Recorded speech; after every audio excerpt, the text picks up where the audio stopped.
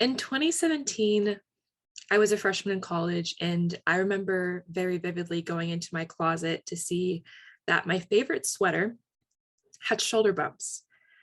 And I was frustrated. I tried many different things to get out the shoulder bumps. I put hot water onto it, put it in the dryer. I ironed it out. It actually made it worse. Nothing was working. And I ended up talking to more of the girls in my dorm, and I saw that they were experiencing similar issues. They were experiencing the shoulder bumps like I had gotten, collar stretching, and their clothes were falling onto the ground. And so I saw this common narrative, that hangers sucked and they weren't doing what they were supposed to be doing. And so I thought to myself, it doesn't have to be like this, and there has to be a better way. And so I started brainstorming different ideas in this entrepreneurship class, and I came up with a feather hanger, I came up with a metallic hanger, and then I started thinking about these things called flexi rods. And flexi rods are bendable hair curlers. And so I thought, okay, what if hangers could be bendable? Because if they're bendable, then you wouldn't get those annoying shoulder bumps anymore. And so same year, I created the first Hangio prototype. And it was this rinky-dinky flexi rod with gear ties in the middle, the base of the hanger, the ends of the hanger, and then the very ends of the hanger. And this was my proof of concept. And so I went around to people and I said, hey, I have this bendable hanger. It's alleviates shoulder bumps. Can you test it? And this was the start of Hangio. So 2018, I took this prototype and I started sharing my story everywhere. I went to Dallas, Austin, Chicago, pitching and sharing my story about how I started Hangio, and also how I was planning on making this better and making this grow. So I raised capital in 2018 to help me really create the foundations of Hangio. Now, 2019 came along, and after 2 years of customer discovery, I put some pen to paper and I started taking all of the insight that I received from customers to update the product. So nobody was going to buy that rinky-dinky product, but I wanted to take what I had, the feedback that I got from customers, and also my own special flavor to put that into what is now the Hangio hanger. So 2020 rolls around, and I create a market-ready product. I didn't know that there was going to be a pandemic, but decided that we should launch regardless. And so June 1st came around and we launched the world. And the whole thought process was, okay, one, will people purchase this hanger? And two, will they purchase it at our price point?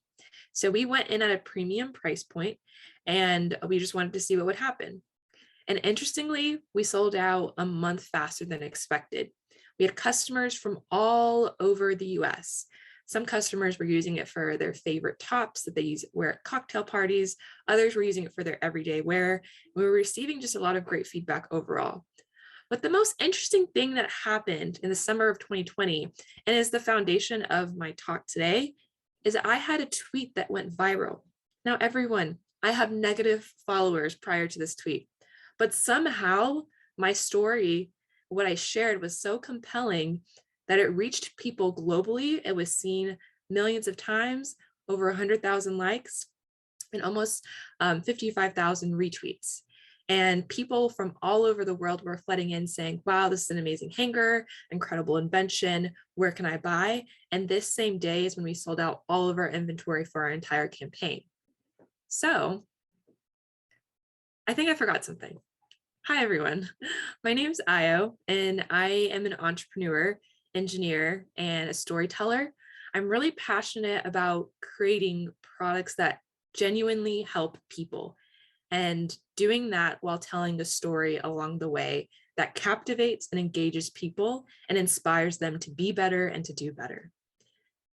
That's the premise of what we're going to be talking about today, specifically storytelling your business to build a compelling brand. Now, if you don't have a business, this will also work really well for your personal brand as well. So I'm going to take you guys along a journey. Step 1, step 2, and step 3. Step 1, we're going to start with some anchoring. of why in the world stories even matter. Why should we care? Why should you care? And then from there, we'll go into mining your history, or for the ladies in here, your her story, and really get to understand more about who you are. So that's going to be our point of reflection. And then third, we're going to go into crafting your actual brand story or your personal brand story. So let's start with step one. Are y'all ready? Awesome. I got some thumbs up. We will be talking. This will be very interactive. I will be volunteering people if nobody talks, just letting you know ahead of time. All right. So Liva Bray, she said that there is no greater power on this earth than story. I 100% agree. If you think about everything that really captivates people across time, it's story. In fact, we've been telling story for the past 20,000 years. Before we had screens, before there was all this technology that we have, the cavemen were telling stories. And to kind of just give an example of that, I am curious, can someone share what is your favorite movie? Thank you, Iman, appreciate it. So that is the power of stories. They can kind of take us into different worlds. They show us other sides of how to live, how to think through the world. And they're also pretty palatable. I don't know one person that does not like to go to movies or listen to stories. And so they're just a great way to learn. Stories, my philosophy is that stories make the world go round, whether that's watching a movie, the Matrix trilogy, having a conversation with a friend, getting a review from a customer, or even a thoughtful letter. Stories are in everything that we do. They're embedded into everything that we do. And I think they are the thing that really makes living so seamless. So driving into it even more granular, why do stories matter? 3 reasons, in my opinion. One is that they're a great differentiator. So as a brand, it's really hard to replicate someone else's story. That's kind of like your unique thing that you get to have and hold. And it's what you can be known for as well. Secondly, it keeps people engaged. If I just gave you facts and figures for this entire presentation, you would probably be sleeping in the next 5 minutes. Hopefully you're not sleeping, because that's not the case. So they keep people engaged. They keep us interested and piqued. And then lastly, done well, they also can create customers, fans, people that really want to follow us and see our journey and support us along the way. So I want to give an example. Can someone tell me what is the difference in feeling and vibe and aura when you think about Apple versus Microsoft? Right. I think no matter how you feel about the brand, it's hard to argue how well Apple has done with communicating their story. Apple does not throw a Mac at you. What they do is tell you about the artist behind the Mac, and they identify with you at a very deep, intrinsic way that makes you want to be that artist too. And that is what has differentiated them from the market for the past couple of decades. And it has helped them also keep their customers engaged and created their customers as well. And so there are plentiful other examples of how other brands have utilized story to help them set apart. And it's really just a strong kind of competitive advantage to keep in mind. So authors do not choose a story to write, the story chooses us. Richard Denny. So this is a perfect segue into getting into the actual tactical section of how do we even create our story.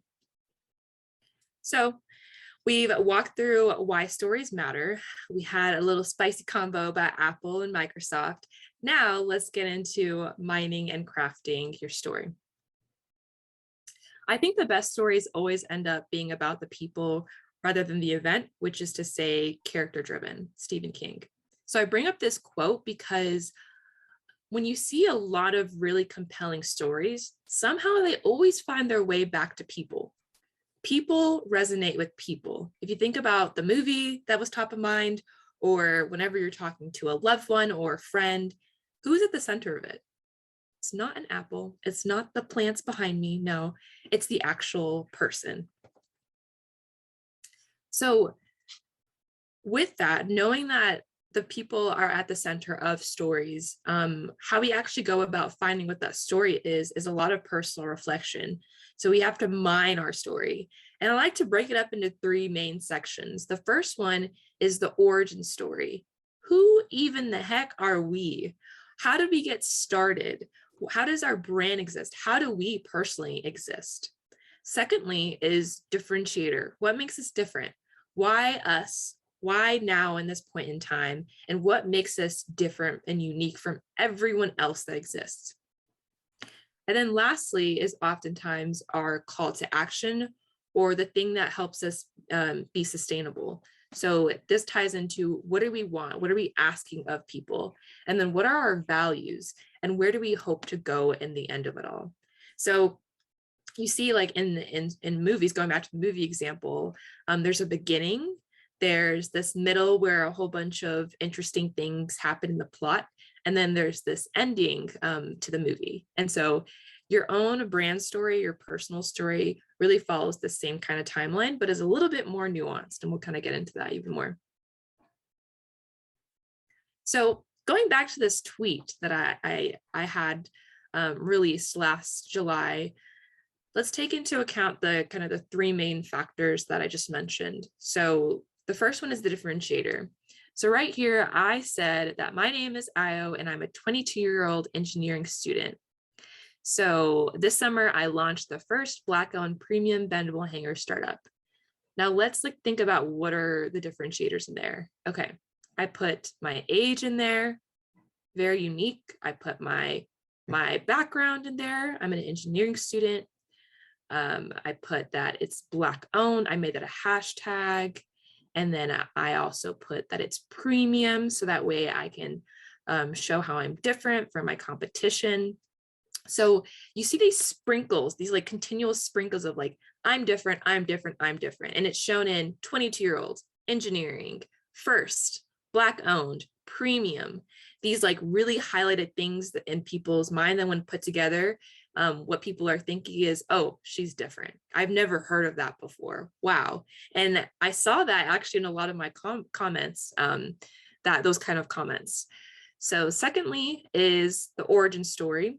So here I created this hanger to solve frustrating shoulder bumps. Now I didn't give you a novel. I just gave you one sentence of how I even started and created this product.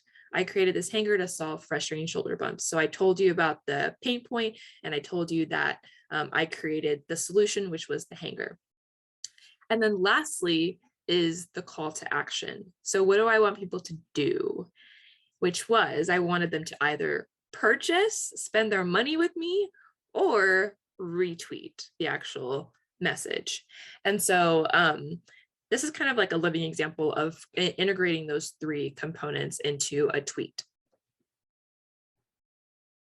So now that we know why stories matter, and we have figured out how to actually mine and craft our own story, now we're going to actually figure out how to share our brand story.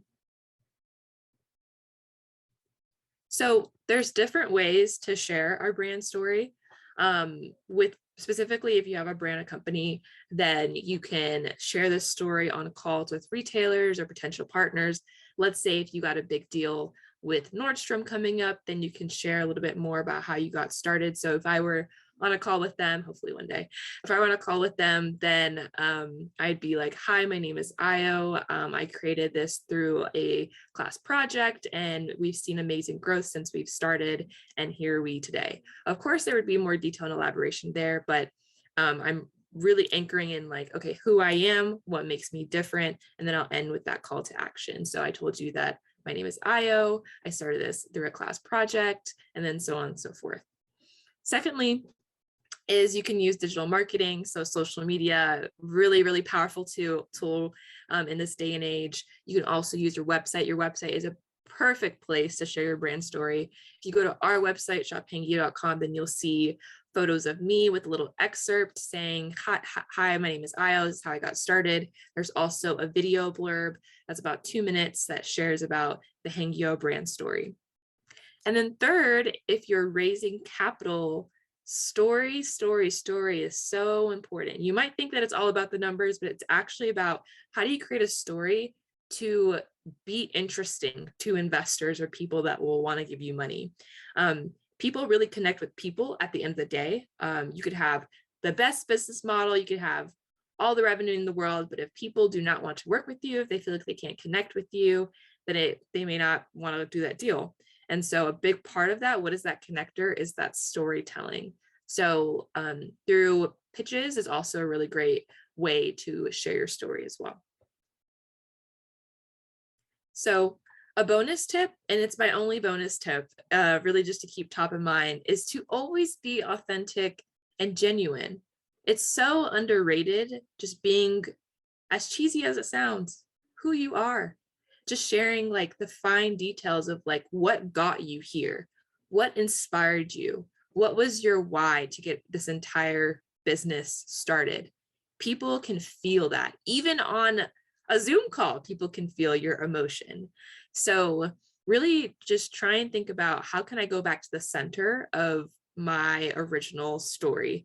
Because whenever you do that, that is something that can never be replicated. And really that's where you find just the gold mine, is when you can't be replicated.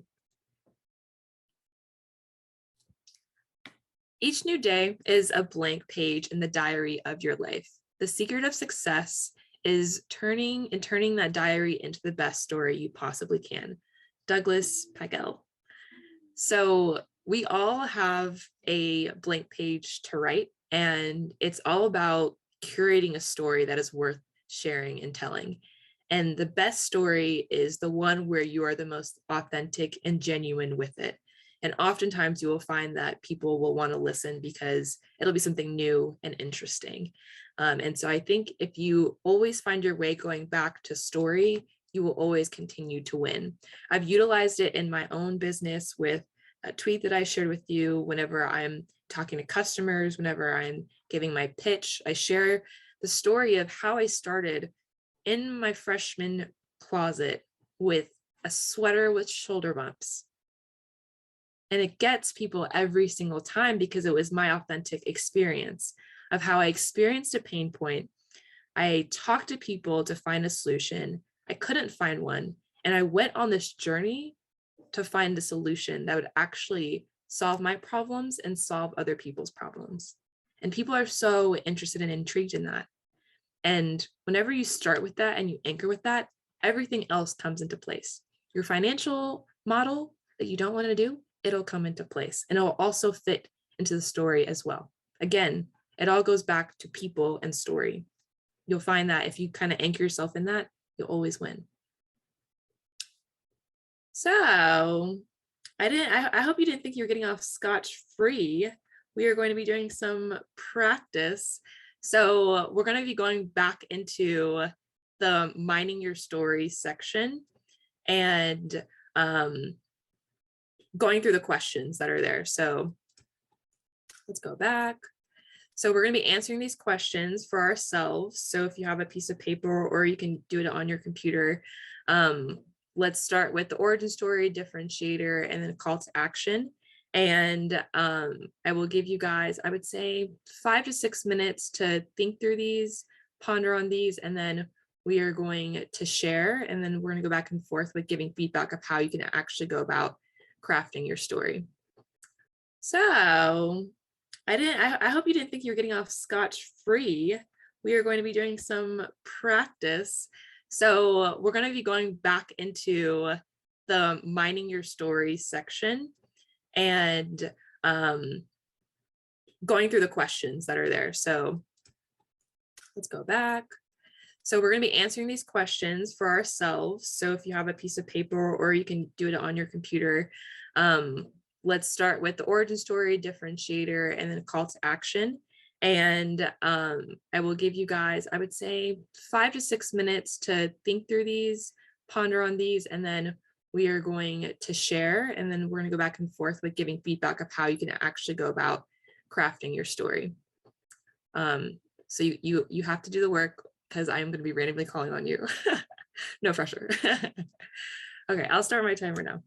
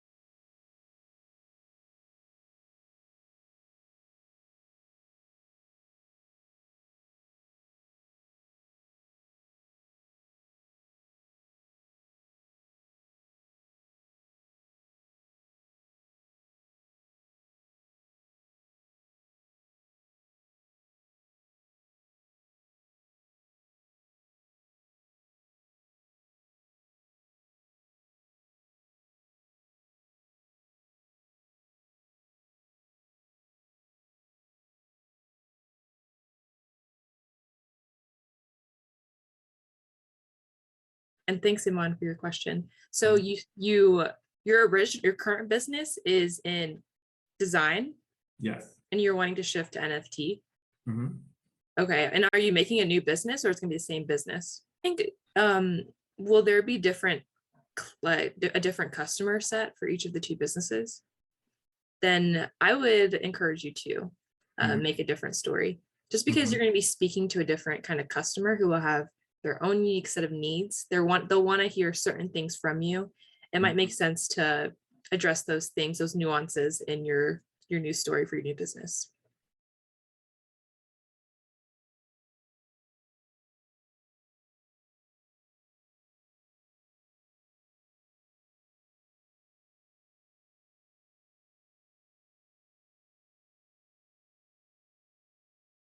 Okay, Diana is an experienced founder. She is someone worth listening to.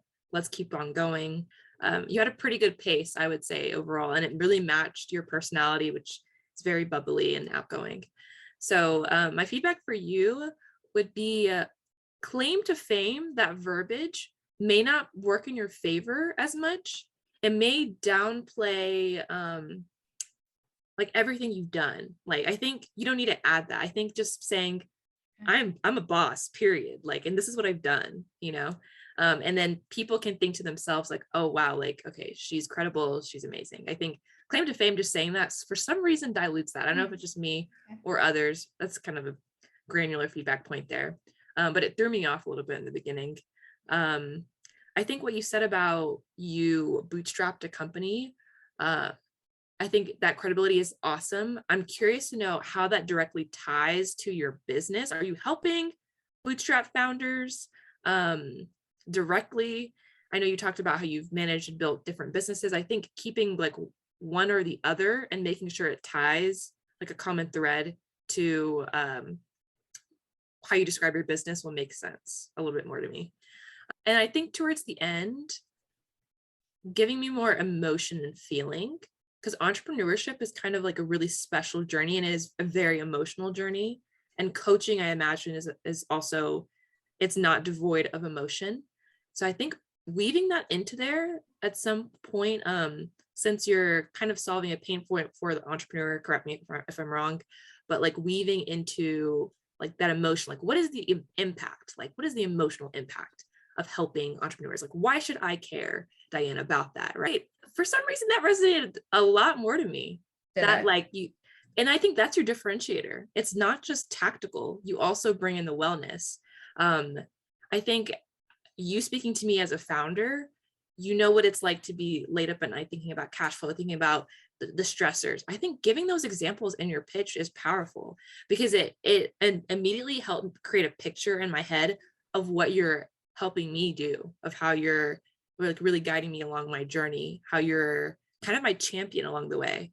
So I think maybe focusing it more on the founder, like still keep of like why I am awesome and why like my business is needed in the world, but also tell me more about that founder experience. Because like at the end of the day, people care about themselves. Like when I was hearing wellness and the tactical, I'm thinking about how that can benefit me. And oftentimes when people are listening to pitches, they're like, okay, how's it going to help me, or how's it going to help my organization?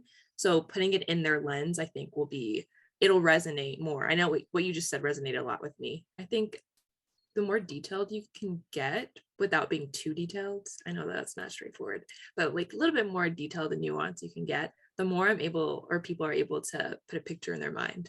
Just those little changes you'll see like make a big impact. So I think that was kind of my big piece of advice.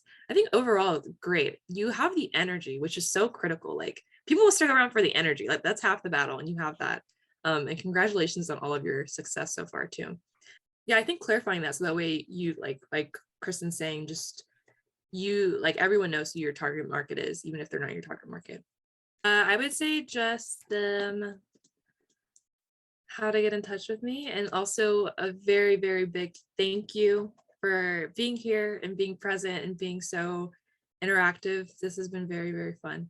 And if you would love to chat or do a one-on-one, feel free to email me there. Thank you so much, everyone. Thank you for putting yourself out there and for offering feedback to your peers. This was so fun. So thanks for making my day. And thank you, Kristen, for inviting me.